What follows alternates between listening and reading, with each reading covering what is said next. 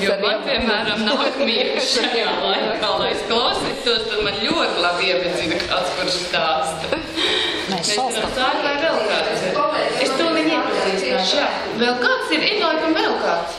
Jā, kas jāgaida? Sākam runāt. Labi, jā. Man tāpat, es varbūt var sēdēt? Jā, droši. Tā viss darīt. Ir iesildīts.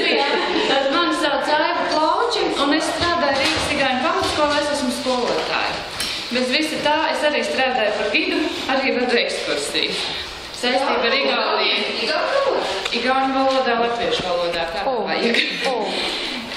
Un tā saistība ar Igauniju ir tāda, ne tikai skola, bet arī tāda tīra ikdiena, jo man mamma ir igauniete. Un līdz ar to tā dzīve man tāda igauniska, latviskā ir. Ko tā vienmēr ir bijusi. Un tāpēc es stāstu arī to, kas ir to, ko es zinu pati, un to, ko es esmu arī piedzīvojusi pati. Ja?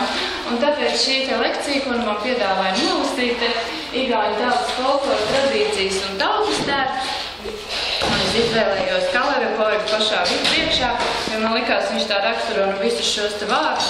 Jo Kalevepoegs nāk no igauņu folkloras, viņas arī pieminējuši šodien.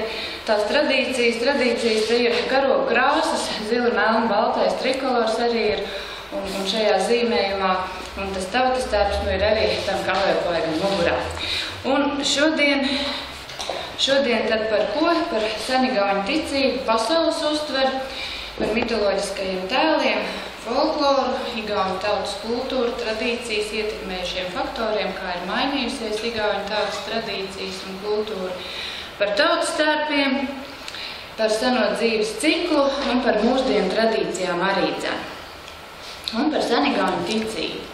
Ar seniem igauņiem bija raksturīgs kas, ka viņi tāpat kā latviešiem ir šī te pagānisms un garu pielūgšana. Igauņiem gan drusciņi savādāk, kā latviešiem ir.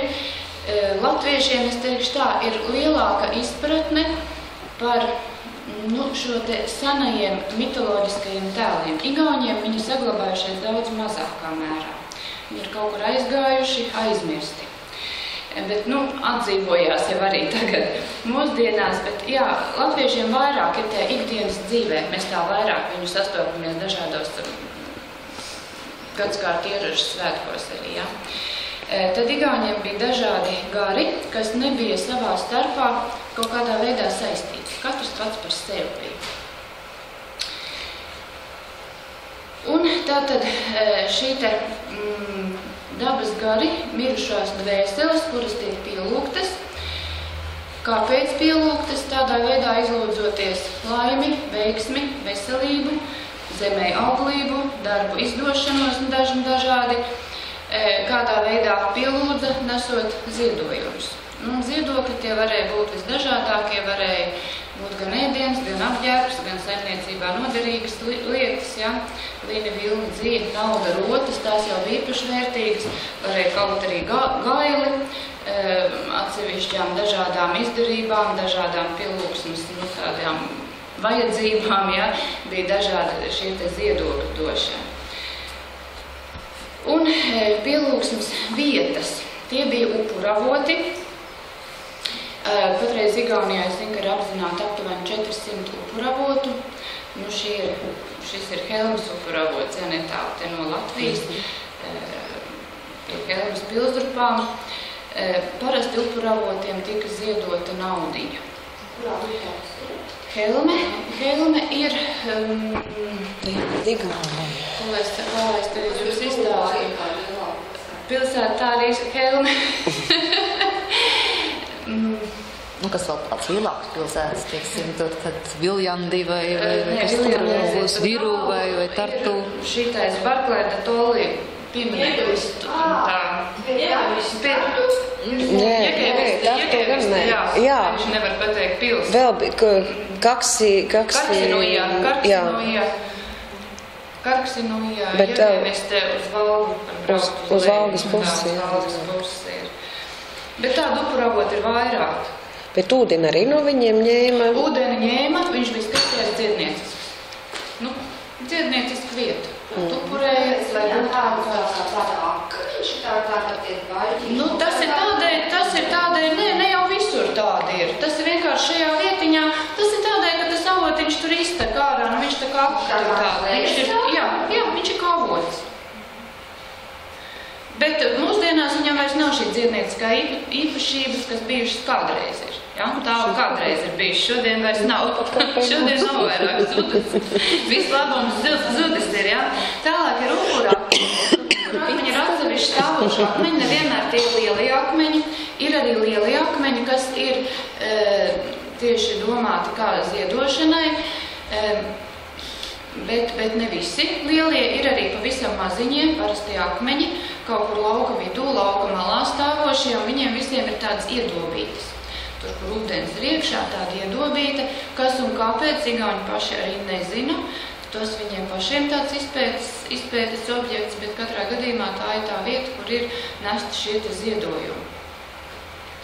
Tad ir svētvietas, birstalas.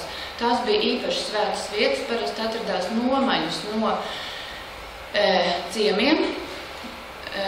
Arī latviešiem ir šīs te svētvietas, ja? Lapu koku birstalas. Uzskatīja, ka šajos kokos dzīvo svētie gari, un tāpēc no šiem kokiem neko nedrīkst laust, ne lapiņu nenolauzu, ja? un ne zariņu nenolauzu, un kur nu vēl cirst un dedzināt. Arī šajās svētvietās apglabāja cilvēkus. Vēlāk jau kristietībai ienākot, šīs svētvietas ļoti iznīcināja, pagānismu tāpat, ja? Un šajās svētvietās uzstādīja krustus un nerad arī cēla baznīcas. Tā kā joprojām šīs svētvietas it kā arī saglabājas, ja? Bet dažādi tie koki bija latviešiem jau vairāk, tā kā liepas vai ozolu? Viņi varēja būt dažādi. Oši arī igauņiem ir. Tur varēja būt dažādi. Nu, un tad ir atsevišķi augoši upurkoki. Tā kā šīs pagānismu tradīcijas ir senas, tad te ir Hilma upurprieta 32. gadā, bet jārēķinās, ka viņai ir kārtīgi liels vecums. Mūsdienās viņa vairs nav, bet tā tad riktīgi veca. Un tam vēl Laurija ozols, tas ir dižākais Igaunijas ozols, kas bija arī uz 10 kronām. Tas ir pie Urvastes, tas ir braucot uz Oteku tajā virzienā. Viņam augstumā, tur, kur mēra ozola un apkārtmēra ir 8 metri, tas apkārtmērs.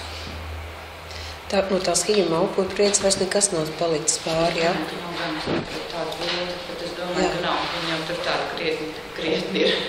Jā, 32. gads. Jā, tad par šiem mitoloģiskajiem tēliem. Es gribu parādīt jums grāmatas, kurās ir visi šie mitoloģiskie tēli, tie gan ir romāni. Nav tik viegli lasām. Andrus Kivieraksts, kas latviski arī tulkots, Rīkuris ir novembris un otrs vīrs, kas zināja čūsku vārdus. Un šeit ir tiešām viss kā igauņu mitoloģija, mūsdienās rakstīta. Un te, izlasot šo grāmatu, var saprast, kāda ir bijusi, kāds ir bijis šis pasaules uztver kāda. Tās nav viegli lasāmas grāmatas, ja, un tādā veidā, ka tās nav. Tad ir jāpatīk pret to. Andrus Kivireksts. Es padošu uz priekšu, jā, Andrus Kivireksts, Rīkuris, jeb novembris. Tas nesen izdodas grāmatas, tā ir tagad 2009. gads, lapa romāns, ja, un šis ir pagājušā gada izdevums vīrs, kas zināja čūsku vārdus. Ir jauns autors, kurš ir pievērsies šiem te igauņu visiem mitoloģiskajiem tēliem, un kurš raksta romānu. Šī ir ļoti populāra grāmata. Ar šīs grāmatas pamata veidots laikam arī teātris, ir diski izdoti, ir arī bērniem spēļu kārtas arī. Tie mitoloģiskie tēli tieši, kas tur viss ir iekšā. Pašai bija tiešām tā interesanta ilusība, tā liela sapratne radās, kas un kā. Bet, jā, tas ir kā romāns, tie stāsti. Ar rītīgi kārtīgiem lamu vārdiem, igauniskiem, ne mongoļu tatāru jūgmēn lamu vārdiem, kas mums ir ienākuši, jā, bet tādiem kārtīgiem igauniskiem lamu vārdiem, kā un tajā dzīvē viss notiek, jā. Es padošu priekšu. Viens autors, ne? Viens. Tās tēls, kur tās vienas kafēnīs, ja neatšos kā tu sauc, un esot arī tāds romāns, viņš esot arī latviski. Gaidi. Pie kāds? Kurā vietā? Valgā, nezinu.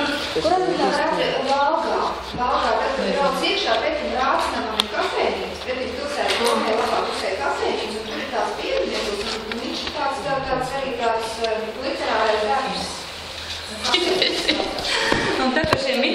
simboliskajiem tēliem, tas viss izplatīgākais ir velns, tāpat kā latviešiem. Velns var pārvērsties par jebkurā vietā. Velnam tiek prasītas vairākas dzīvības arī, protams, par to tad arī samaksā ar savām asinīm, pēc trešās reizes arī velns parauj. Velnam ir pārdot tādu vēsteli. Velns parasti ir pasakās vai nu tāds jaunais, negatīvais tēls, vai arī pilnīgi neitrālais tēls. Savukārt ragana, tā ir arī atsevišķi esoša būtne. Vai nu viņa ir nešpatna, dievīga, kā lūdzu? Velna sieva viņa nav? Nu, viņa vai nu ir, nav gan, nav velna sieva, nav. Velns dzīvo zem zemes, ragana dzīvo virs zemes. Un vai nu viņa ir tā, kas tāda jauna nesoša, vai nu arī otrādi tā ir tā viedā sieva, kas daudz ko zina un daudz ko prot. Tad ir kraķis. Nu, nezināju, kā iztūkot. Igauņiski ir kraķi. Kraķis, man švar tāds vārds. Nu, es tāpēc saku, bet es nezinu, man pēkšņi ienāca kraķis. Bet kas ir latviski kraķis? Kraķis, vecs, višķiņ tāds ar plīmām. Šis ir igauņiski, tas ir kraķis. Ar kā burtu beidzās? Šajā grāmatā viņš ir kā šķilters. Nu, nezinu. Tāds kraķis tā kā ir. Kas tas ir? Tas ir tāds interesants tēls, kuru cilvēks izgatavo noteiktam mērķim. Izgatavo no kā? Izgatavo no kaut kādiem slotiskātiem, no zariem, no salmiem. Tiek izveidots tāds kā tēls. Viņam tiek iepūst iekšā dzīvība. Dzīvību pērk no velna. Iet uz krustcelēm, sagaida velnu, vēl kur ne, tad pat viņš ir klāt. Tiek dodas zverests un notiek darījums. Priekš kam vajadzīgs? Viņam tiek pateikts konkrēts uzdevums. Un tas ir tas tēls, kurš zog no citiem labumu un nes saimniekam labumu mājā. Latviešiem nav tāda. Latviešiem tāda nav. Viņa funkcija. Viņš zog kaut ko no cita un nes to labumu sev, uz savu saimnieku mājām, sava īpašnieka mājām, savu saimnieku mājām. Tad tas saimnieks pats to tēlu izgatavo, Jā, lai viņš nes? jā, tieši tā. Un nes arī? Un tā ir bijis, nemāku teikt. Tad ir tāds mājas gariņš. Nu, mājas gariņš ir tieši tas, kas te ir fotogrāfijā. Mājas gariņš ir tas tā kā labāk iesaistītājs mājai, kurš nes to labo un to veiksmi. Mājas gariņam ir priekšā arī tā vācelīte, kurā var likt ziedojums šim mājas gariņam. Naudiņu var kādu ziedot, jā, jo tad viņš nesot vēl klāt. Nu, un tad ir vilkats, tāpat kā latviešiem tas, kas var pārvērsties par vilku cilvēks, jā, un ir arī tāda zemes māte. Ir vēl daži tēli, bet šie ir tādi izplatītākie tēli no mitoloģiskajiem. Un tā zemes mātes funkcijas līdzīgi kā latviešiem, jā? Es tā domāju, es īsti nezinu, es neesmu, sakot, tādu pat sastapusi, es izlasīju, ka tāds ir Jo vairāk. latviešiem jau ir tā māšu kults, Igauņiem nav tāda. bet tieši zemes māte, teiksim, cik tur vēja māte, nav, jā? Tādas nav. Zemes māte kā barotāja varētu būt tāda. Tad par tautas mūziku runājot arī. Vilkats ir negatīvs tāds? Negatīvs, jā? Nu, viņš jau ir negatīvs, jā. Jā. Neko labu nesošs viņš nav. Tur jau latviešiem viņš ir vilkā. Jā. Viņš ir negatīvs. Jā, nu jā, tad, kad viņam ir kaut kāda, nu, tur ir tāda, ka negatīvā enerģija kaut kāda ir, un tad viņš izgāž, nu, tāds, nu jā, tad viņš var izdarīt kaut ko sliktu, var arī neizdarīt neko sliktu. Jā. Tad pie folkloras par tautas mūziku. Un tautas mūzika tāda saudabīga ir Igauņiem arī. Tā vissenākā mūzika ir Setu zemē un Kihnu salā. Setu zeme tā ir, tā kā mums Latgale, dienvidu austrumu Igaunija. Es vēl parādīšu, un kartu man vēl būs, es pastāstīšu atsevišķi vēl arī par to, un Kihnu salā arī. Tās ir divas vietas, kuras saglabājusies tā vissenākā mūzika. Un tā senākā tautas dziesma tie pusrecitatīvie dziedājumi. Tas ir tā, pusrunā, pusdzied. Tas ir tas, kas ir Igauņiem. Tālāk 19. gadsimtā jau radās šī melodiskā mūzika, jaunākās dziesmas. Un es te gribēju kā reizi, bet es nemāku ar šito te rīkoties, kā viņi varbūt uz leju šitajā datorā. Viņš aiziet uz priekšu. Vienkārši tā kā... Lai dabūtu man ārā, tad lejā ir disks. Es arī augšā Jā. Jā, paldies. Viss kārtībā.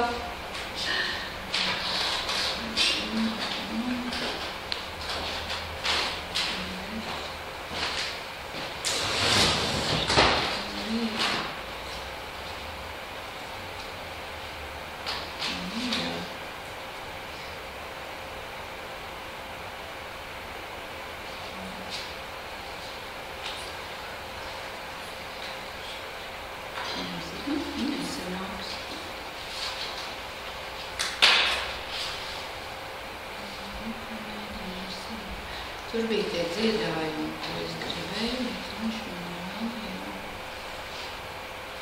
Mākos ar šitās.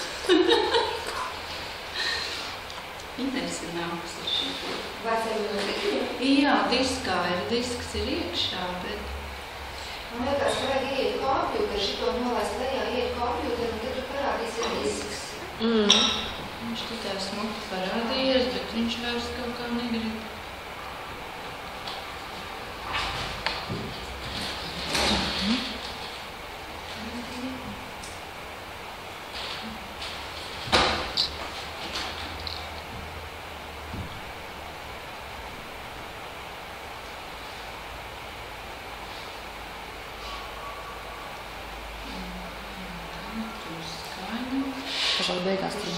Viņš jau ir uz maksimālo. Un te ir datorā.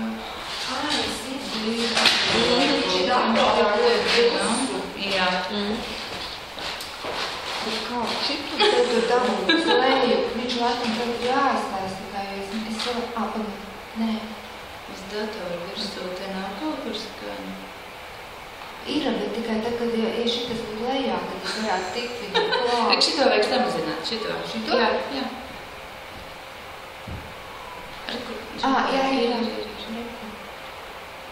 Es viņu ļoti.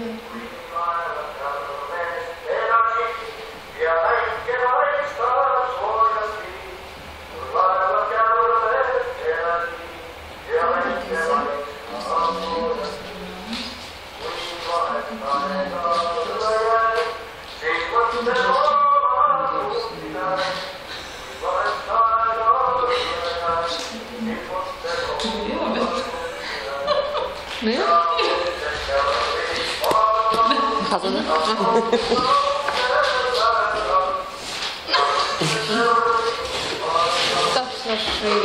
Lai viņš paliek. Jā. Tagad, tas ir tāds runājama dziesma vairāk.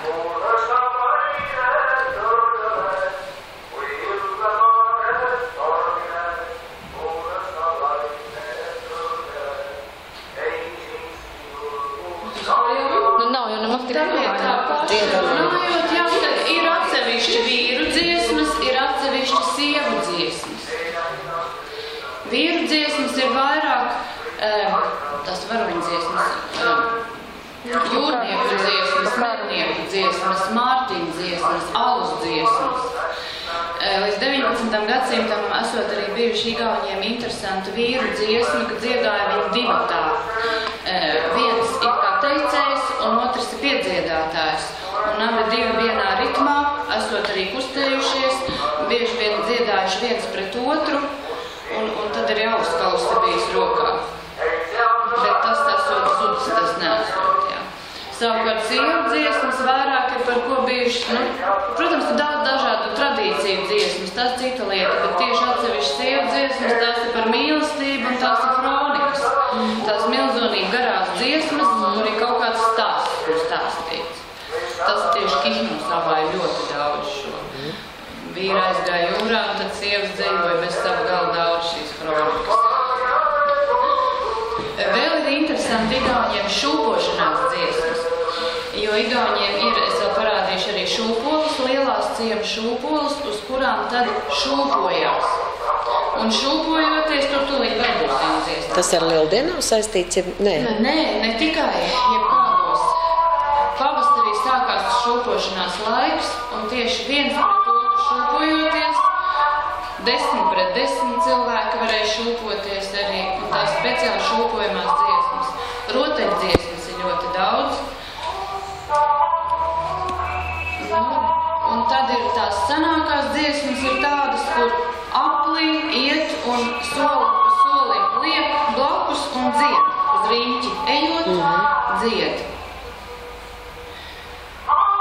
Nu, tā kā šis te ir tas senākais dziedāšanas veids, kas ir arī patreiz Igauniem ļoti atzīms.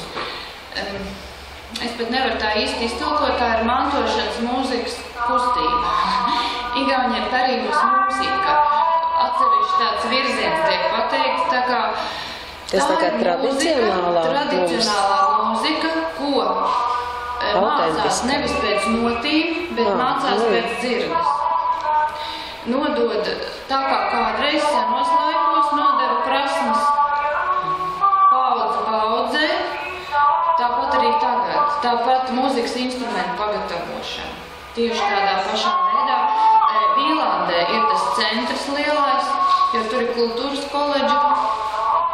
Un Vīlandē ir izveidota pie pilsdrupām atsevišķi māju ielā, kur ir šī tradicionālās mūzikas tas centrs. Un šī tā sievu dziesma? Šī ir, jā, tieši sievu dziesma. Un šajā skaitā tā pusrunā, pusdziediet? Tā saucās tā tā ir tā pusrečitatīvā, jā. Un kādas tad ir melodiskā? Jā, tādā gadījumā.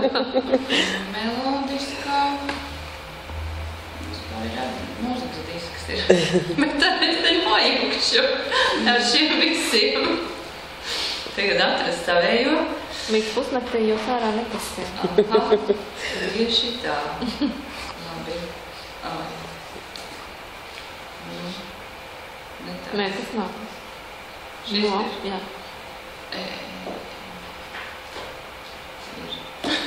Ir kurā? Tagad. Jā. Bet nav tā, kā vajag. Lūks. Dabūt viņu visu. Pa visu ekrānu. Tas skaļš šau, ne? Kur ir? Kreisā pusē. Raušā. Es nesaprotu šito datoru, viņš jau neiet uz priekšu.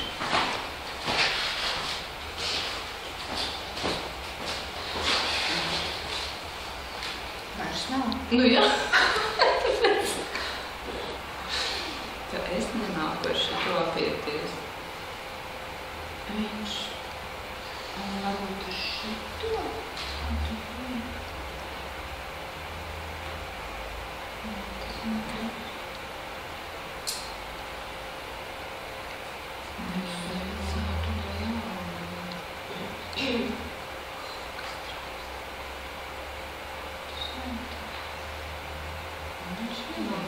Vai augšā kaut kur? Viņš nav redzams. Reputati slaidu šodien. Labi, tikām galā. Jā, tā. Tad pie tautas instrumentiem jāmin tāds paši ir kā latviešiem, arī ir daļēji kā latviešiem. Tas senākais ir stabulis, kas šeit nav. Tad ir vargāns, ir dundurs, viņu latviski arī sauc. Harmonikas, dūdes. Velna bungas, kokla un vijole. Tie ir izplatītākie. Pēc vargāna. Nu, ir harmonikas, vargāns, dūdes. Velna bungas, ir ritma instruments, kokle un vijole. Tagad tie pārsvarā, kas tiek spēlēti. Tad par, ja mēs vispār runājam arī par pasakām, igauņu pasakas, tās ir ļoti garas, ļoti sarežģītas, tajās ir daudz tēla. Pasakas ļoti bieži stāstīja ubagi senos laikos, ja, par naktsmājām kaut kā bija jāsamaksā, tad ubagam bija jāstāsta pasakas. Nu, un tad radās šīs garās pasakas, jo vienā vakarā jau nevarēja izstāstīt. vairākus vakarus. Tā radās garas tiešām pasakas, un tur darbojās. Viņas ļoti, ļoti sarežģītas tādas ir, jā. Tautas dziesmas, nu, tās nav kā latviešiem četrindas, jā, dainas. Tās tā gluži nav. Tās ir dažādi garumi var būt. Viņas tiešām ir visdažādākās. Nu, tad tur jābūt filologam, kurš māk izstāstīt kas un kā viņas tieši tur ir. Jā. Bet par folkloras vācējiem man gribās pieminēt Jakobu Kurtu, kurš ir igauņu Krišjāns Barovs. Jakobs Kurts ir tas, kurš sāka vākt tautas dziesmas, gan tā nebija viņa iniciatīva, viņa ideja. Tur jau bija citi vīri viņam priekšā, bet viņš bija tas, kurš sāka reāli to darbu darīt, un kuram arī sūtīja tautas dziesmas, un viņa vadībā izveidot tā tautas dziesmu krājums, kas sastāv no 170 sējumiem. Tie gan nav tādi piezie sējumi, kā latviešu tautas dziesmu sējumi, es domāju, tās tādas burtnīcas lieluma, tādas mazākas ir. 170 sējumi, jo tajās ir, redzēju, ka 2500 vienības, no kurām 50 000 ir tautas dziesmas. Maz, jā, tiešām salīdzinoši. Jā. Tā to skaitīja. Nu, un atkal pasaku vācējs ir Friedrichs Reinfelds Kreicvalds. Un, ja paskatās arī mūsdienās pasaku grāmatas Igaunijā, tad parasti mēs redzam autoru ir tieši Kreicvalds. Jo Kreicvalds ir tas, kurš pasakas savāca, un viņš arī viņas, nu, tā kā pārstrādāja literārā valodā, jā. Un viņš izdeva tās. Un Kreicvaldam lielais devums tas ir Kalevi poegas, tautas epos. Pirms šī Kalevi poega bija somu epos Kalevala, un ņemot to paraugu Kalevalu šajā tautas atmodas laikā, tā ir tā tautas atmoda, 19. gadsimts, tā savas tautas apzināšanās, un bija tā vajadzība veidot arī igauņu eposu, un Kalevi poegas ir Kaleva dēls. Un tas ir tēls no pasakām, lielais milzis, un tāpēc arī ir igauņiem ļoti daudz apvidu, dažādi stāsti teikas par tieši Kaleva vietām. Tallina ir uzcelta uz Kaleva kapa, jā, vecpilsēta. Igaunijas teritorija daudz tās Kaleva gultas vietas un spilvani, baļļas un kas tik tur viss kaut kas nav.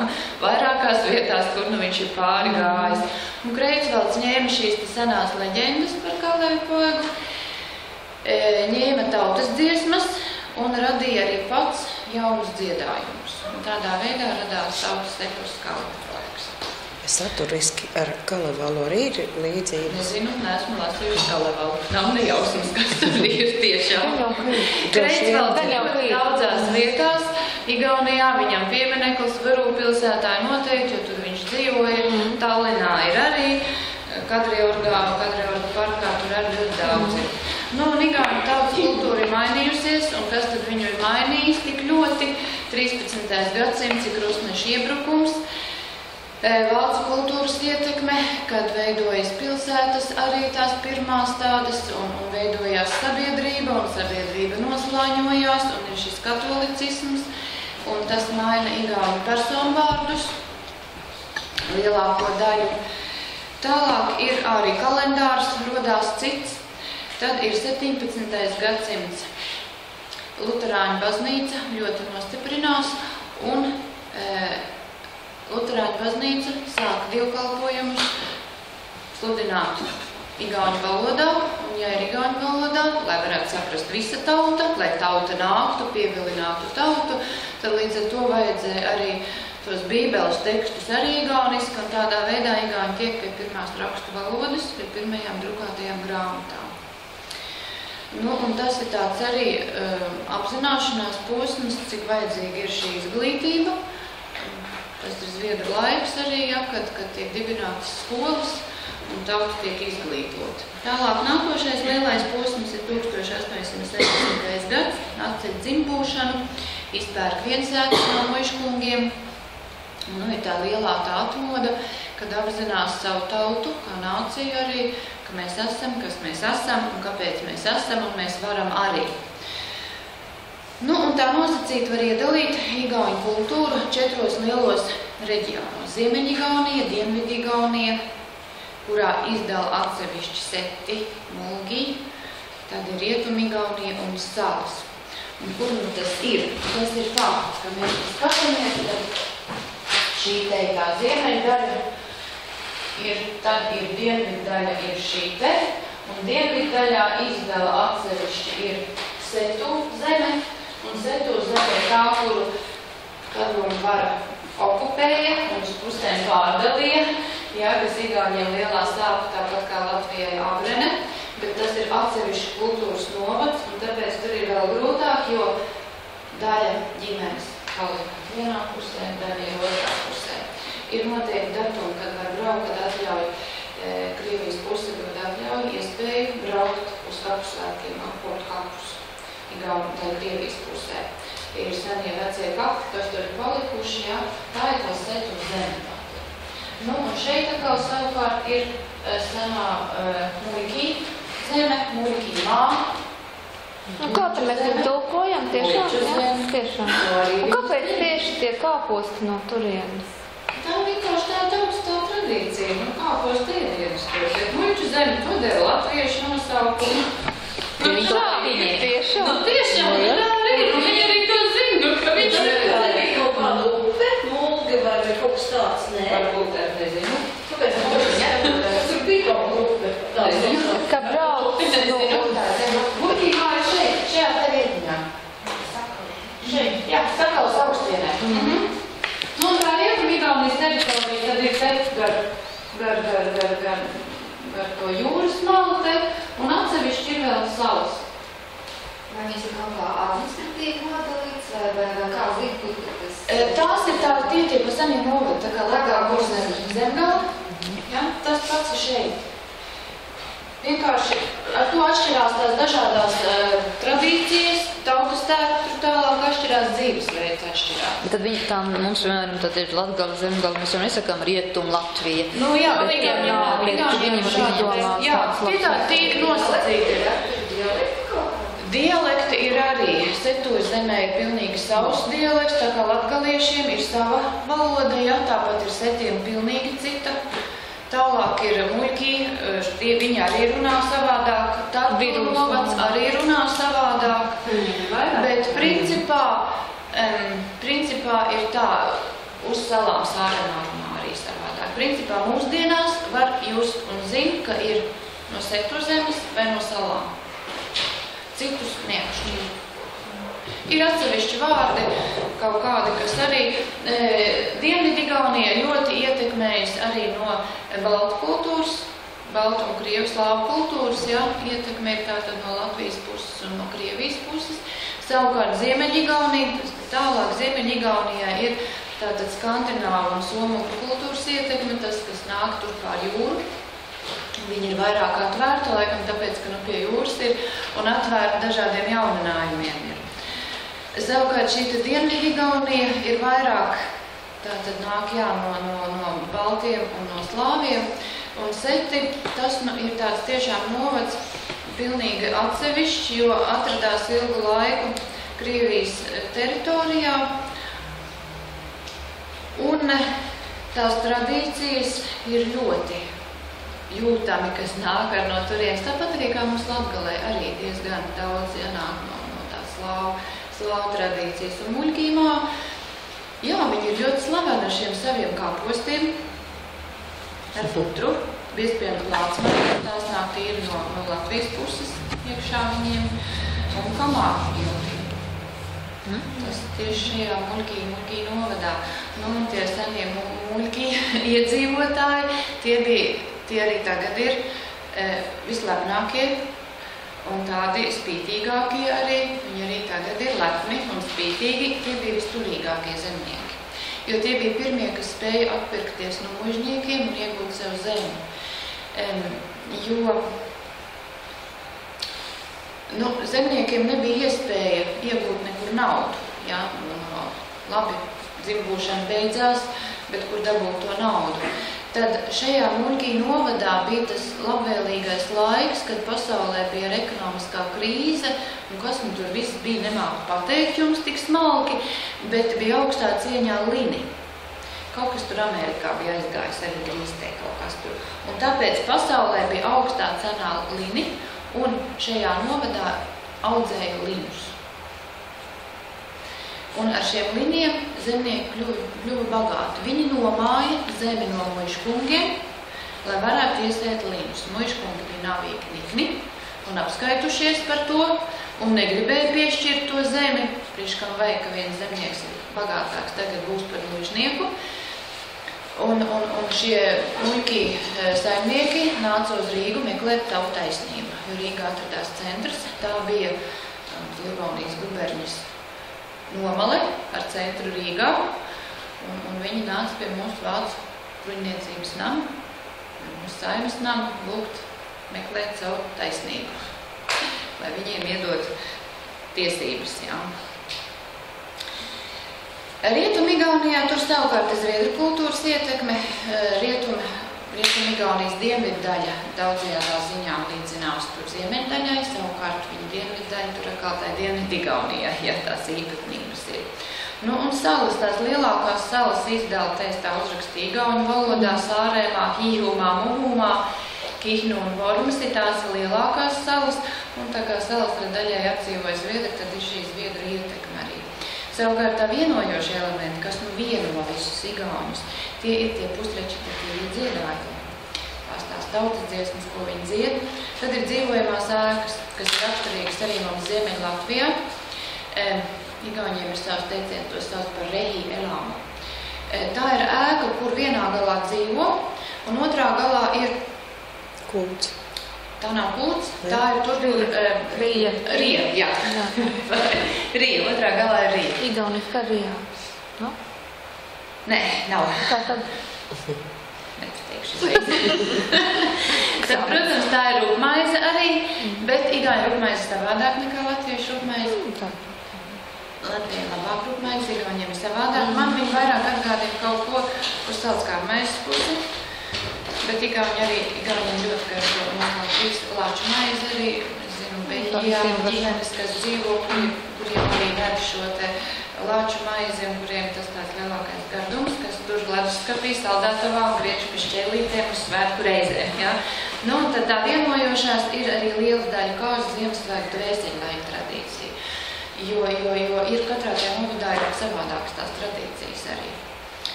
Tad par tautstērpu runājot. Ir 3 veidi tautstērpi. Svētku tērps, tas goda tērps, kuru nodod mantojumā, nākamām paudzēm. Tad ir ikdienas tērps, kuru dažkārt arī izmanto svētku reizēm. Un tas darba tērps, tas ir tas, par ko iet pie darba.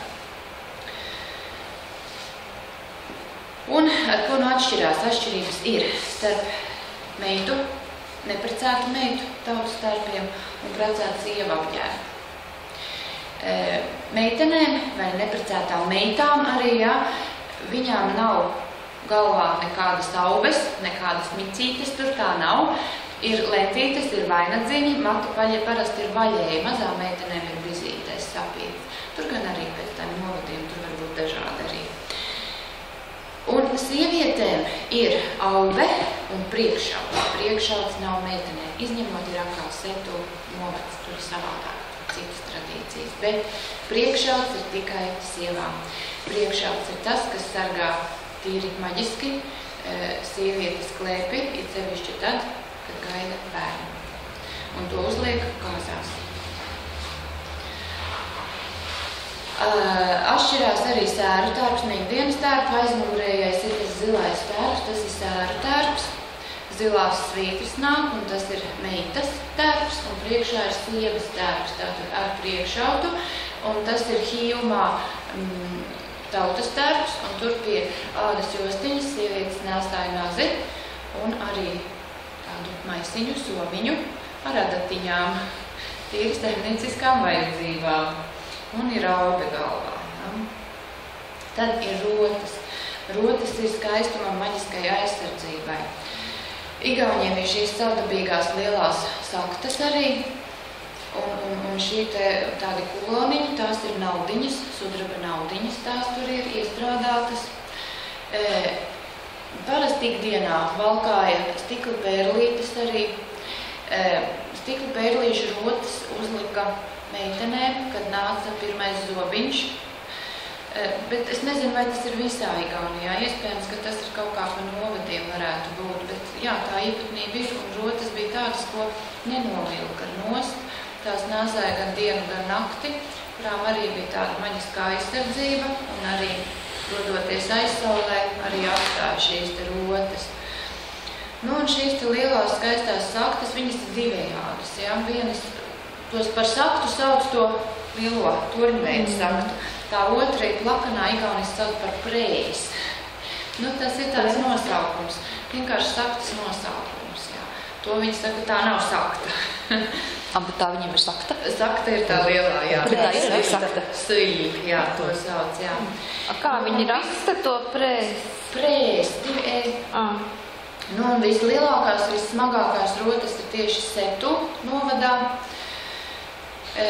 Meitai izejot pie vīra, esot kāzās, vajadzēs būt 2 kilogramu rotām. Ja nu nebija, tad vajadzēja aizņemties. Jaunas nemaz tik viegli nemaz nevarēja pagatavot. Ja gribēja jaunu saktu, tad tā izmaksāja 1 govi.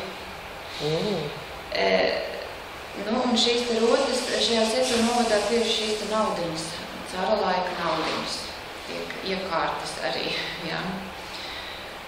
Tad ir, protams, arī jostas. Jostām ir arī šī maģiskā aizsardzība.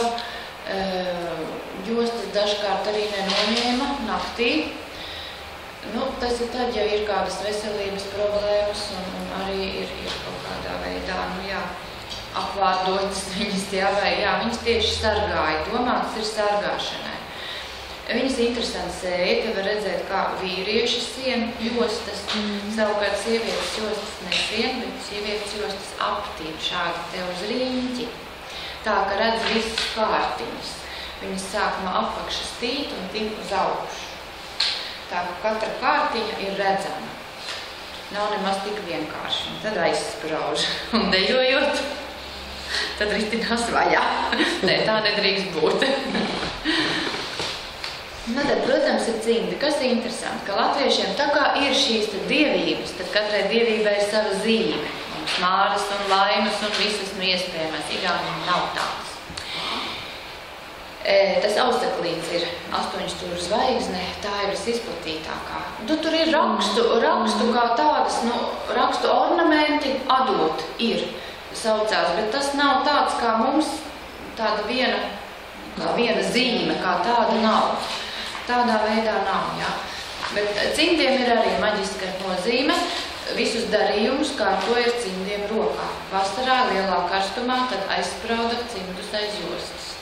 Bet citādi, parakstot dokumentus, cimdus vilka rokā. Tad par rakstiem. Kāpēc tā darīja? No aizsardzībai. Nebūt ļauns. Tad par rakstiem es iedošu jums toliņu grāmatiņu apstīties. Igauņu raksti ārkārtīgi skaisti. Ir vienreizēji skaisti, krāsaini. Viņi ir izšūti ar fliteriem, ar pērlītēm.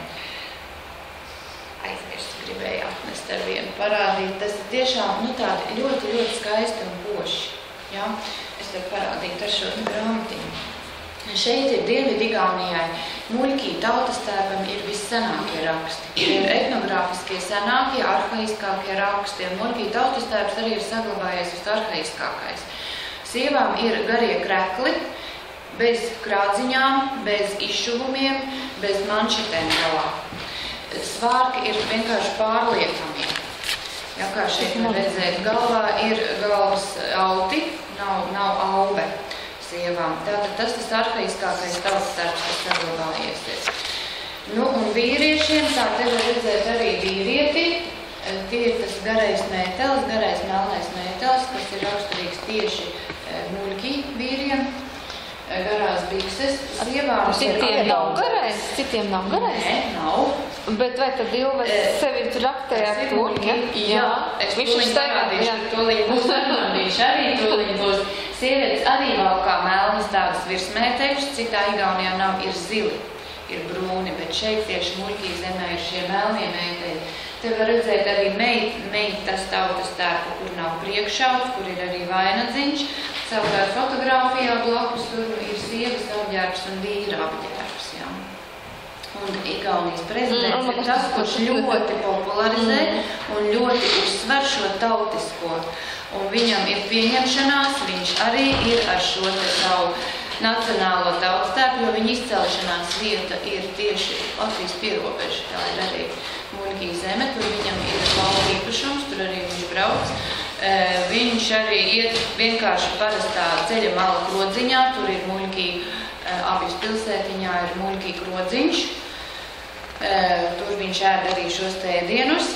Nu, viņš vispār ļoti pieņem to tradicionālo tautisko, kas ir. Tā ir Mūgimā, viņam ir tā vasaras māja. Jā. Nu, ne vasara, bet lauka māja. Jā. Nē, nu es vienkārši lasu reizēm tur. Jā, un viņa sieva tur, tā viņa ir patronēs vairākām, nu, tur kustībām. Reiz pēdējā ir tā lielākā modas tendence Igaunijā rupmaiņas cepšana. Katra Igauniete uzskata par savu lielo pienākumu svētot, tagad cept mājās rupmaizi, un tad viņa kundze, Ilves kundze, tad ir priekšgalā tam visam un rāda televīzijā, kā nu viņa cep, ne kā nu tikai vecmāmiņa cep. Nē, tas tur ir visur tā, tiešām tā kustība tāda, jā. Un arī tas tautiskais. Tas ir dziesmu svētkos. Tas ir dziesmu svētkos stilizētais tautstērps. Un tas patreiz Igauniem ir arī ļoti modē šie stilizētie tautstērpi. Dažādi veidi, protams, ir dārgi. Cenas ir fantastiskas, bet ir nopērkami viss kaut kas ir stilizēts Igauniem. Man arī. Te ir visādi Igaunijā pieejami, jā. Šis ir muhu sāls. Man arī maņšīna, bet savādāk. Tā kā šādi te ir. Ar muhura. Tad par setiem runājot, šeit var redzēt šo slāvu ietekmi.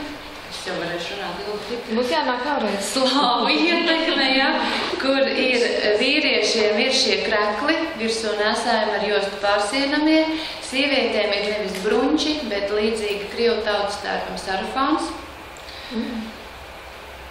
Un lielām saktām ir arī, jā, šeit tās lielās saktas. Un arī šeit ir interesanti kultūra šie dziedājumi, tāpat kā Alsunkas sievām, arī šeit tas burdāna dziedājums, kas ir. Setiem, jā? Kaut? Setiem. Jā, setiem, jā. Vēl kaut kur citur ir tikai setiem? Nē, seti, tas ir setiem ir. Nu, un te ir ar Dienvidu Igauniju Tartu novads. Arī, nu, šie te var redzēt ar šos te melnos tātad virsējos mēteļus, bet ikdienā ir arī zilās jāciņas. Tad par Ziemeļigauniju runājot, tur nu ir tie strīpainie bruņči. Tur ir sievietēm interesants augs, kuras sauc par podu cepurēm. Vīrieši nesā īsās bikses, īsās jakas. Vēlāk, attīstoties tirzniecībai, ienākot daudz audumiem, tad vīrieši nesā arī krāsainas vestes, puķainas, strīpainas, rūtainas. Un interesanti ar sievietēm ir apģērba gabals kā piedurknis. Tas ir kreklis, ir apakšā sievas vēl krekli, garais kreklis bez piedurknēm. Bet šīs te piedurknes greznās tiek uzvilktas pa virsu. Tās ir īsas piedurknītes. Un šeit ir tie Ziemeļigaunijā šie skaistie krāsainie izšuvumi. Gan aubes, gan tās piedurknītes ir izšūtas, gan arī priekšauti izšūti. Nu, te arī var redzēt, ka ir izšuvumi bez sava gala daudz un ļoti grezni viņi. Bet tiešām grezni spīd un mirguļo. Nu, šie arī tātad Somuru ietekmi un Zviedru ietekmi ir ar tie, kas krāsainums nāk.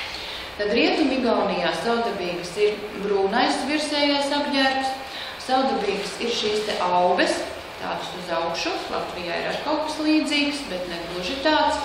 Tad precētās sievas, jaunas sievas, sēja rozā lentes, bet vecās sievas sēja zilās lentes.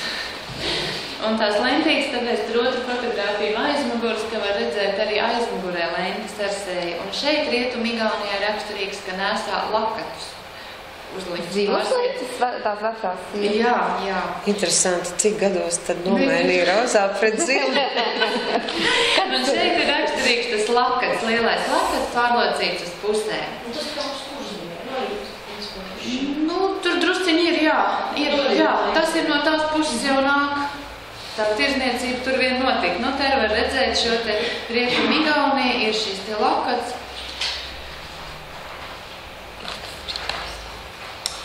Un tad salas. Nu, salas ir pavisam kaut kas cits.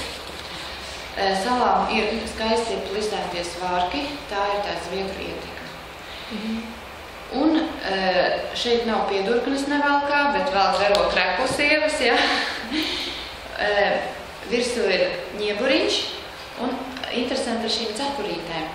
Šīs te vilnas cepurītes nāsā gan meitas, gan sievas, bet meitenēm ir pušķītes uz kreisā pleca, bet sievām pušķītes uz labā pleca. Arī fotogrāfijā ir meita ir tajā labajā pusītē, viņai ir uz tā kreisā pleca, ja, tad viņa tā piestiprina. Bet te ir sieva, ne, un tad viņai ir uz tā labā pleca un priekšauts ir. Un tad var redzēt arī tādas mazas, tā ir sārema, tieši sārema.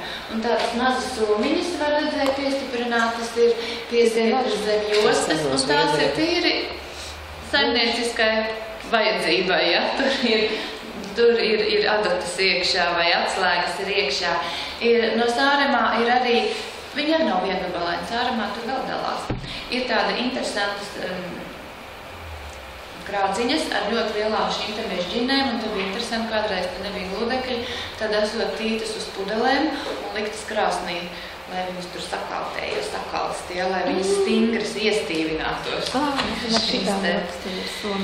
Muhūru salā savukārt ir ārkārtīgi košie krāsainie tautas tērpi. Šie ir tie dzelteni oranžie, zeķes rozā oranžas, rakstainas un ir interesantas šķībiņas. Viņiem rakstainās šķībiņas arī tajā grāmatiņā ir iekšā, kur šķībiņu raksti ir. Kurpīti šķībiņas ir šķībiņas. Mūsdienās viņas tirgo kā istabu šķības. Virsū ir filts un ir izšuvumi tie skaistie. Visi ziedu skaistie izšuvumi arī nāk ļoti daudz tieši no muhu. Muhu ir tās zemenes tiek izšūtas un ziediņi tiek puķītas, mazas puķītas izšūtas tiek. Kihno salu, tas ir atkal pilnīgi kaut kas cits. Viņi noslēgt, ka dzīvojuši, jo tālu ir dzīvojuši no visurienes, ja, un nebija tik viegli tā piekļūt pie sauszemes. Un tad viņu tautas dziesma ir saglabājusies ļoti arhaiska, un arī tas, ka tautas tērpi tiek nesāts ikdienā. Arī šodien, jebkura maza meitene, jebkura sieviete valkā svārkus, tautas tērpu svārkus. Te ir arī tā visvecākā kundze, tantiņa Kihno Virvē, viņu sauc. Interesants vārds priekš latviešiem. Vārds Virvē. Virvē un vīriešiem interesants vārds ir Mati.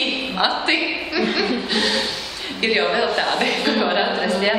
Un tā Kihno Virvē ir tā lielākā zināmā teicēja, kas ir vēl dzīva, kas koncertē, kuras saņem ordeņus un kurat vienmēr tiek aicināti uz prezidenta pieņemšanā. Un šeit arī ir, viņi redzam viņas jubilejā, teikšu, kura tā jubileja viņai bija.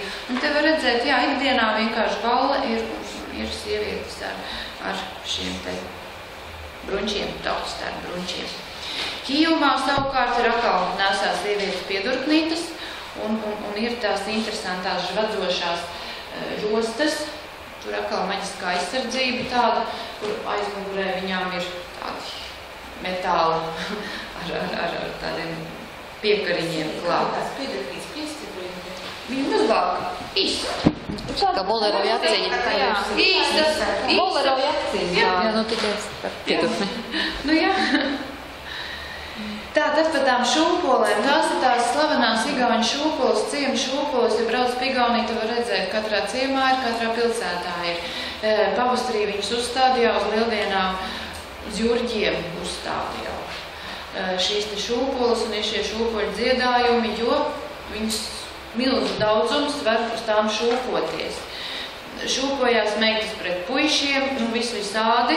Tad ir tās slavenās vēl šūpoles, mazās šūpoles, kur igauņi šūpojās, igauņu vīrieši uz riņķi.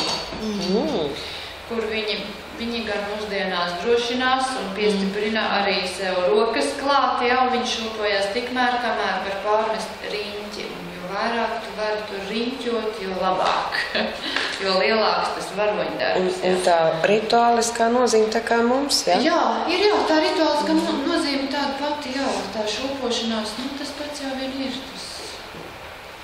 Tad es jau laikam vairs nepagūšu par tām visām tradīcijām arī, jā.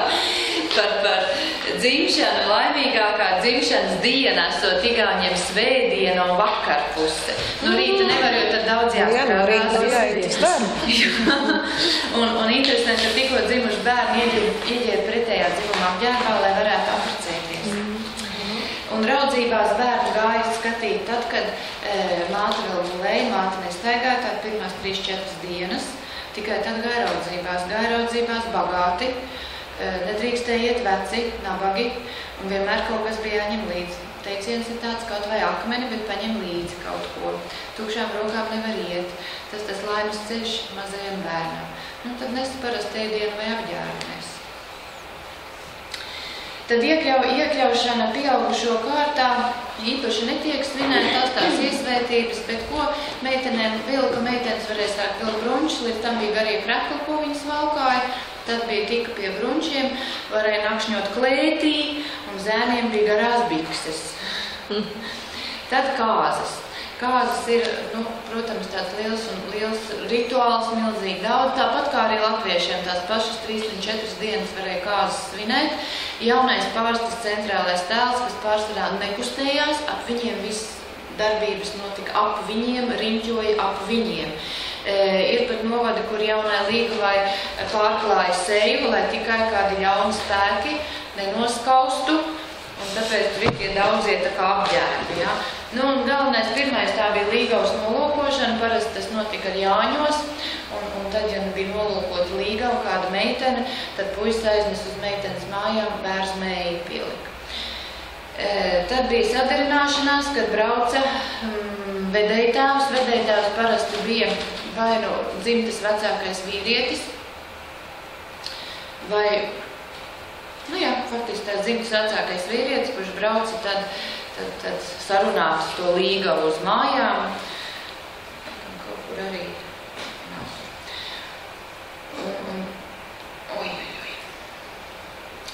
Un tad kāzās tas centrālais notikums, protams, augas uzlikšana, priekšautu uzsiešana un vēlāk ir tā pūra dalīšana, ziedošana. Tas tāpat kā Latvijā arī, un te var redzēt augas uzlikšana, un tad, kad priekšauts apsies, kad saucās priekšauta lāpīšana, tas nozīmē naudiņas mešana priekšautā.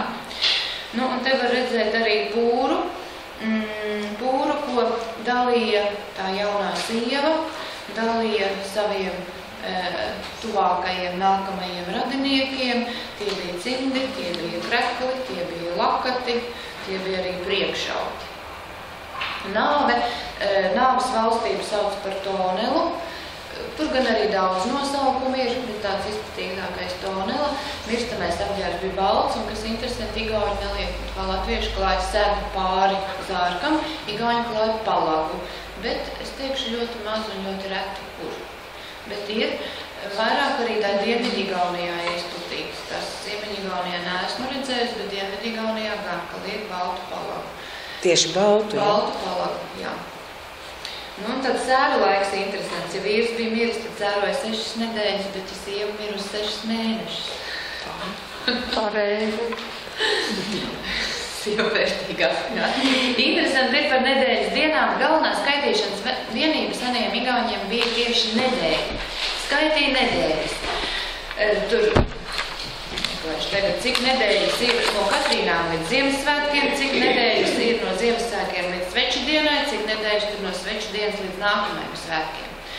Pa nedēļas skaitīšanu. Interesanti nedēļas dienu nosaukumu. Iesmās pēl teisīt pēl kormā pēl neļāpēl, ir tas pats, kas pirmdien, otrdien, trešdien, ceturtdien. Tālāk ir reite. Šis nosaukums ir nācis no skandināvu valodas, tā ir mīlestības dieviete Freja. Jā, tas pastāv par, jā, tieši tā. Laupēv, tas savukārt nāk no... Pagaum, kas ir tajā dienu piekdienām? Tad jāsaprot, jā? Tad tā jāsaprot, jā? Sestdienas nosaukums nāk tur no skandināvu puses, varētu būt tieši no somu valodas. Tā ir veļas diena. Savukārt svētdiena nāk tieši no baltu valodas, no latviešu valodas. Tieši tā pati svētdiena. Pirmā vēva ir svētdiena. Tā ir tā pārējais diena, nedēļas sākas ar pirmdienu, pārējais diena, lai sāktos jauns cikls. Mēnešu nosaukumi tādi paši, precīzi un analoģiski, tikai atbilstoši igauņu burtiem. Igauņiem nav FCD, ne, D ir FC, nav igauņiem, jā. Z nav igauņiem, nu tāds svešvārdos ir. Jā, tiešām. Kur biznesa nedzirdēja? Nav tie. Gan jau jums to izstāstīšu. Mums valodas stāstīšu. Nav sveši vārdu burti, tie ir F, C. Kas vēl tur iznāk? Tie ģi un tādi nav. Nē, Nu, gan jau jums izstāstīs, jums te pa valodu izstāstīs, ir Krauma izstāstīs jums te vēl. Tā, tad ir par gadskārtu ciklu. Ir interesants tāds, ka ir divi senie cikli. Viens ir tāds, kas ir pavasara rudens cikls, tas ir viss senākais. Pavasars sākās 14. aprīlī ir aršanas diena, un rudens sākās 14. oktobrī, tā ir dzeltēšanas diena. Un kalendārā ir ar šīs dienas ierakstīts. Interesanti, ka igauņi paši nezin, kas tās dienā. Es, kad prasīju, ko nozīmē dzeltēšanas diena, neko man nezinu. Tagad es zinu. Konstants datums vienmēr. Jā, un tagad mūsdienās, lai šo atjaunot kaut kādā veidā, tad skolās šis 14. aprīlis ir pasludināts ārā iešanas diena, mācības notiek ārā. Tāds, kā kaut kādas nodarbības, kas notiek ārā. Jaunākais cikls, tas jau ir šis vasaras ziemas laiks. Vasaras periods sāks ar jurģiem, 23. aprīlis, ziemas laiks sāks ar miķeļiem. Jābeidz, tā ne? Ar saules ceļu, kas saistīts ir gadskārt cikls, ir divi periodi, tātad ziemas vasaras saulgrieži, to nu mēs zinām. Ziemassvētki. Svin tāpat kā Latvijā. Nekas tur cits nav. Šie paši puzuri. Viss tas pats ir. Svētku galds, gan man jāsaka par svētku galdu, igauņiem ir asinsdasa, pudraimdasa. Igauņiem uz Ziemassvētku laiku ir bez savu galdu daudz veikalos pieejams dažādas šķirnes viņas. Skābi kāposti, šo te asinsdasu arī ēd ar brūkliņu ievārību. Tie tādi lielāki ēdieni. Tad ir tāds interesantais nērī sok, jaungada āzis. Tas teiciens tāds ir. Īpaši igauņi svin tāpat nekas jau nav, bet tai senos laikos bija tas vecais gads un jaunā gada sagaidīšana tieši gāja šis te āzis kā tēls, jo ķekatas kā latviešiem tādas nav. Ķekatu tēli, kas atsevišķi staigā. Tādas ķekatas kā latviešiem nav šajā laikā. Ir atsevišķi tēli, varbūt dzērvi, varbūt zos, varbūt šis te āzis. Āzis arī vadīja, āzis baidīja. Āzim bija arī kādreiz līdz kāds ūdens, ko viņš izšļāts tur pastas galu ārā, lielai jautrībai visiem. Bet ķekats vispār nav bijušas? Ir. Mārtiņos ir. Tad ir meteņi, ko atzīmē mūsdienās. Tagad 21. februārī būs, kad es zinu, ka Igaunijā visi būs uz kalniem. Ārā uz visi sādiem, ar ragaviņām, un tiešām viņus svin. Bērni jau ļoti, arī pieaugušie. Interesants ir ēdiens, tās ir pupiņu zirņu zupas. Es ar citu Igauni nezinu tālāko zirņu. Tās viņi nēda. Jā. Cūkas kājas ēd, putrēju maizītes. Tās ir meteņdienu maizītes. Tās ir tādas maziņas maizītes, kuras ir no... Vējkūkas. Nē, tās nav vējkūkas. Tās ir no rauga mīklas, bumbiņas, kurām galvu nošķeļ nost, nogriež nost, un tur uzliek putrēju micīt virsū, un tad to galvu uzliek pa virsu. Citreiz vēl iežobīnu uztaisa iekšā, un tur ieliek vēl ievārījumu iekšā, dzērviņu ievārījumu. Tā, ka viņš pildīt, viņa nav tukšu vids. Jā, bet viņi tagad... Tas pats ir, jā, tā vidzināšanās ir... Tas nav. Nezinu, pašiem jācer. Nezinu, manās mājās ir bijušas. Neesmu nekad, nezinu. Tad ir vidzināšanās no kalna tas pats, kas Latvijā, jo tālāk aizbrauc, jo garāki lini. Pavasarī ir jurģi. Viss tas pats, kas Latvijā. Ledus karusels tad, kad ir tad griežās uz ledus, uz upēm, uz dīķiem. Griestāvs. Jā, un tad uzliek kārtis, un tur ragavas galā, un tad griež 4, 2. Tā saucās griestāvs. Jurģi ir tas pats. Interesanti ir kas, ko mūsdienās svin. Jurģi nakts atcelšanās 1343. gads. Tas ir pirmais gads, kad Igauni sacēlās pret vāciešiem. pret apspiedējiem, ja, pret ienācējiem. Tas bija, viņi sacēlās, gāja ar lāpām degošām, un Jurģos arī mūsdienās, īpaši jau skolās, gan ne tikai tātad rīko šos lāpu skrējienus, nakts orientēšanās sacensības, ir ugunskuri tiek kurti tieši šim par godu Jurģos. Lieldienās viss tas pats, es gan teikšu tā, Latvijā svin vairāk lieldienas nekā Igaunijā. Tur cilvēki vispār diezgan maz kur krāso olas, kaut gan šīs tradīcijas ir, tieši tās pašas ripināšanas, bet īpaši kaut kā nav. Jāņi ir savādāki, princips viss tas pats, arī papardas dziedas, starp citu Igauņiem ir,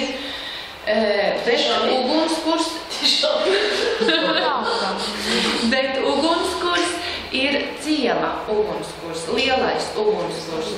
Un tur ir arī lielās šūpoles, un tad notiek lielā pašdarbība ap šo ciemu ugunskuru. Tiek spēlēt tur teātri, pašdarbība, tur uzstājās visi deju kolektīvi un ansambļi un viss, kas ir. Dejošana notiek līdz pat rīta gaismai, bet arī viņi tātad šīs te pūdeles, muciņas uz augšā, arī tāpat kūra. Par ugunskuru nelec, par ugunskuru lec. Pārliks. Kur? Austrumigaunijā. Lec par ugunskuru. Vēl noteikti iet arī uz kapiem. Jāņos mūsdienās iet aizdegt vecītes. Arī istabas rotā ar bērzu neejām, kaut gan, es teikšu tā, jā, Latvijā lielākas šīs tradīcijas. Kaut gan princips ir tieši tas pats, bet viņi to neievēro un nezinu, vainams nepin, Dienvidigaunijā pin vēl ir, tā, bet nav. Miķeļi, tas pats ir lielais gada tirgus, parasti ir sākas kāzu laiks un ganiem sākas skolas laiks, kādreiz mārtiņi mūsdienās svin, staigā no mājas uz māju, tieši tā arī ir, iet pie nepazīstamiem cilvēkiem, galvenais ir nomaskēties, lai tevi nepazīst. Šie ir vīriešu svētki un pārģērbjās par vīriešiem. Maskas ir, briesmīgas, netīras, baismonīgas varbūt, ko viņi dara taisa lielu troksni, dzied, dejo, iet ar lielām somām maisiem, prasa konfektes, ābolus, vienalga ko, jā, bet tiešām iet. Arī pieaugušie cilvēki staigā akordeonu paņem un iet. Gan tas vairāk, gan, protams, mazpilsētās. Tas ir visi pārģērbs pa vīriešiem, gan vīrieši, gan sievietes, jā? Jo tās ir vairāk, tādas, pārģērbšanās, jo ir tūliņ seko Katrīnas, un tās ir sievietes svētki. Un tur pārģērbjās par sievietēm. Ja, bet tāda masku simboliskā nozīme, kā mums nav, jā? Principā ir arī, bet īpaši to neievēro. Šis te ķekatas, ir latviešiem savādāks. Kaut gan viņiem arī ir tā pati dzērve, ir tas pats salmagūlis, ir tas pats lācis, ir tas pats martiņtāvs iet pa priekšu, bet īpaši to viņi tā kā neatzīmē, neuzsver. Pēc senajiem rakstiem ir ka tādas tradīcijas ir, bet mūsdienās tas tā nav, Un Katrīnas tas ir baltas, tīras, skaistas, arī pārģērbjās, Un iet ar zvaniņiem, blēja kā aitiņas, jo tā ir aitu aizbildne ir Katrīna. Šajā dienā nedrīkst vērpt, adīt, darīt tādus sieviešu darbus, jo tad visies grīstē. Katrīnas meta graudus istabā, laimē, pēc Katrīnām 3. dienā esot sniegs. Tāds ticējums. Un ēda putrāju putras arī zirņus pupas. Mūsdienu tradīcijām tas tā ātri pārskrīšu. Kalnā izdēja vienkārši, viņš ir tā kā tas skābais, tā kā piens. Nē, tie milti, paši milti. Kamā ir milti. Kamas milti. Un tālāk to pieliek. Senajos laikos bija skābais piens, rūgušs piens. Mūsdienās liek jogurtu, kefīru, un tad tur liek katram gribās sāli vai cukuru klāt. Vēl labāko mūsdienās izdomā ar putu krējumu. Putkrējumam pieliek klāt kāmā miltus. Un tad... Nē, tur ir bet tas īpatnējais ir, ka tur ir arī sastāvdaļas. Malta, tur ir kvieši, rudzi, mieži, zirņi. Bet zirņi arī vairāk. Augs nav. Jā. Bet ne, ir vairāk, bet tur ir, man liekas, divu veidu zirņi ir. Dažādi zirņi vai kaut kas tam. Bet ja jau viņi pelēkos nepazīst. Pelēkos zirņi ir tāds. Nē, tur ir zirņi, vienkārši zirņi ir.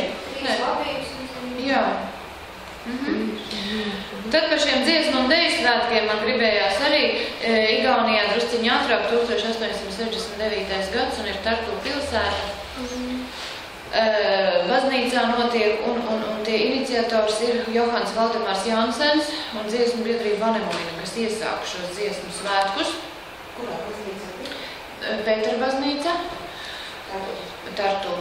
Lielā sarkanā. Sarkana liela augšā. Braucot iekšā. Nē, tā ir Paula. Tā nav. Jā, tas ir izbraucot. Tā nebija. Nē, Man tūlīt būs arī.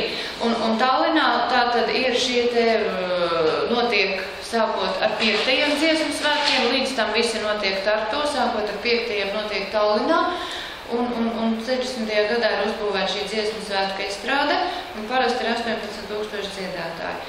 Milzīgs skaits, lielākais kopkurs bija tātad 100 gadē 24,500 dziedātāji.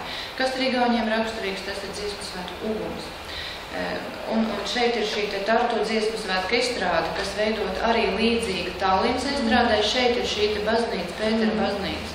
Viņi ir augšā, viņi izbraucot cauri Tartu, no Rīgas braucot, izbrauc cauri pāri tiltam, un tad tur kalnā iznāk uzbraukt augšā. Tā ir baznīca. Un tur baznīcai priekšā ir arī šis te piemineklis. Tad Igauniem tradīcija tāda šis te uguns, ja? Dziesmu svētku uguns, kuru aizdedz Tartu pilsētā, tur, kur bija pirmie dziesmu svētki, un Igauņu vīru koru biedrība iznes šo uguni cauri visā Igaunijai. Nu, tur parasti tiek izdomāts viss kaut kas cits tur kā, un kas tur notiek, ja? Uguns iet arī gājienu priekšgalā, un uguns tiek svinīgi arī iedegts dziesmu svētkos, uzsākot dziesmu svētkus. Tas tāds liels un saviņojošs brīdis, kad ar šo lāpu iet augšā, kad visa tauta gaida, kad viņi uz tām terasītēm, tur uz balkoniņiem parādīsies. Tas liels gods, tur parasti nenes viens cilvēks, tur parasti viņi mainās, vairāk cilvēku, kas uznes tur augšā to uguni, viņi mainās un iznāk ārā un parāda cilvēkiem, un tauta tad uzgavilē. Nu, tas ir tiešām tāds ļoti saviņojošs brīdis, un tad ir lielās asars pēc tam virs, kad dziesmu svētku uguns nodziest, ja. Un vienmēr uzsāk dziesmu svētkus ar dziesmu Rīgas zvaigznību, sauc igauniski koit. Un beidz ar dziesmu Gustav Ernesakse no Izāmā un Minulīna. Mana tēvzeme ir mana mīla. Tā ir padomju laika neatcītā mīla. Tā Rīgas uzvārdi? Jā. Un pavisam ir 3 dziesmas, kuru laikā Igauni pieceļās dziesmu svētku. Vispār pieceļās dziedu stāvot. Tā ir himna, tā ir Igaunijas karoga dziesma, un tā ir šī te Gustav Ernesakse, mana tēvzeme ir mana mīla. Un Igauni Kur ir tā karoga dziesma? Ir tāda. Viņa apdzied karoga krāsas. Un svētki nenotiek 2 nedēļas, kā Latvijā notiek, bez savu galvu gara. 3 dienas, un tas ir arī viss. Tas ir arī viss. Nu jā, vairs Latvijā arī. Latviešiem ir... Bet atsevišķi skolēnu svētki, taču viņiem arī ir, vai ne, dziesmu Bet svētki? lielajos svētkos arī piedalās skolēni, piedalās bērni. Nu, mums arī tas pats. Mums nav tik ļoti, Igauniem vairāk piedalās šie bērni visi. Nu, tagad mums arī ir. Tad man jāsaka vēl par to, latviešiem ir svinīgāki, pompozāki. Igauniem nav tik pompozi, bet viņi ļoti mīl šos svētkus. Pamēģinu kādam pateikt, ka man viņi nepatika. Tad būs tā, ka un tev, kas ir tev? Bet, nu jā, man, piemēram, manai mammai patika daudz labāk latviešu svētki, gan deju svētki. Tie bija vispār, nu, es nevaru salīdzināt ar Igauniem, darat, ko gribat, bet man viņi nepatīk. Kaut gan jā, viņi tiešām, tas savukārt ir ļoti šī te nacionālā piederības izjūta, gan Igauniem ir ļoti. Internet komentāros neredzēs nekādus ķecerīgus, pretīgus rakstus, kaut kādus tajā laikā komentējot dziesmu svētku norisi, nebūs. Viņi tiešām gaida šīs te, nu, tās galvenās dziesmas, ja, kad nu būs. tās, ko visi zina, ja, kuras var visi arī dziedāt, tās noslēguma dziesmas dažādas, kuras var dziedāt kopā. Nu, man nepatīk tas, ka Igauņi iet kā uz Brīvdabas estrādu šo koncertu. Viņiem ir soli tajā laikā. Ir soli, bet tā lielā daļa ir kalnā augšā, viņi sēž pikniku taisa. Tā ir nemitīga ēšana, dzeršana, staigāšana, turpat pakaļ tā ir runāšana. Latvijā ir koncerts. Jā, es aizēju uz koncertu. Nu, bet arī jau tāpat viss apkārt. Tā ir tā brīvs Tur ir tāda.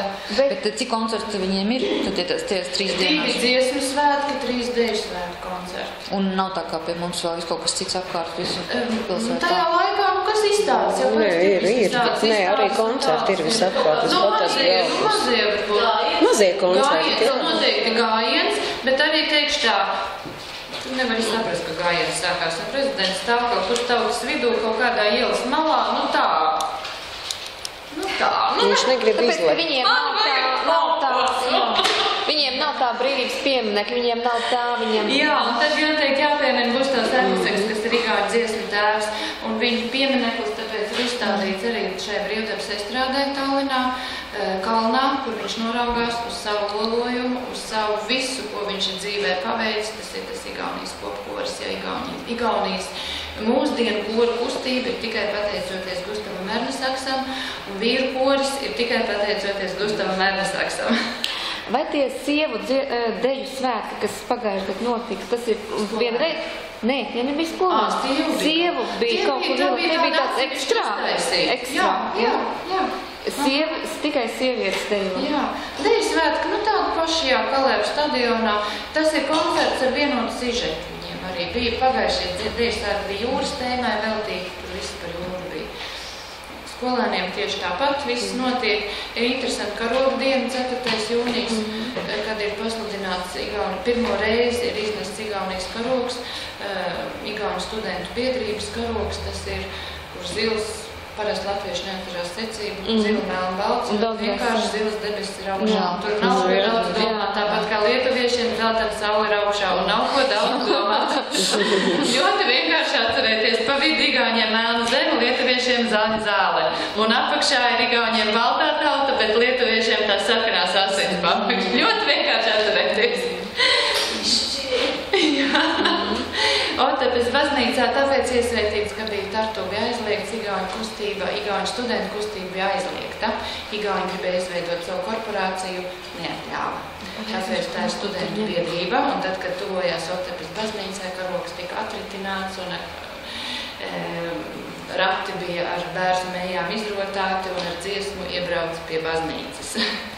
Interesanti, 14. marts saistīts ar Latviju, Kristiāns Jāks Petersons, Igaunis, kura dzimšanas dienu, kurš dzimis 1801. gadā, bet atzīmē mūsdienās. 14. marts ir tā diena, kad skolās pārsvarā, bet arī notiek dažādas valodu konferences.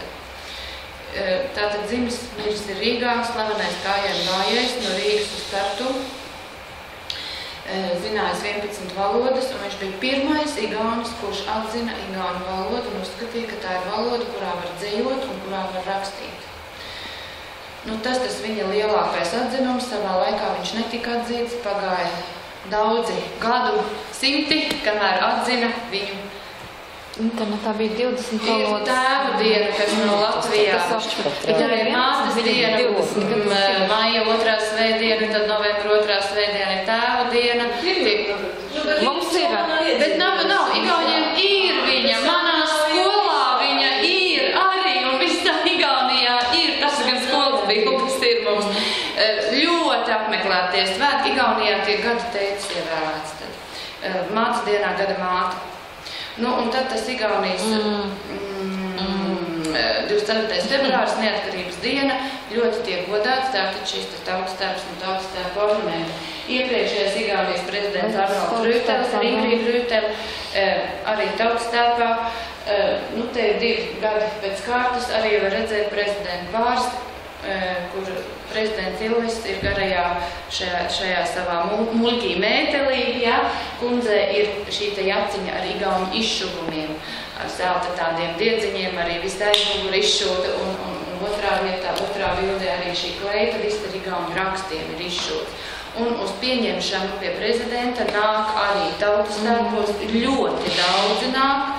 Nāk kundze, ja kungam tur ir ordeņi spraužami, ja, vai nāk abi divi, pilnīgi vienalga, nāk ar stilizētiem. Un tas ir ļoti moderni Igauniem, ja, kur ir šie te tautiskie elementi.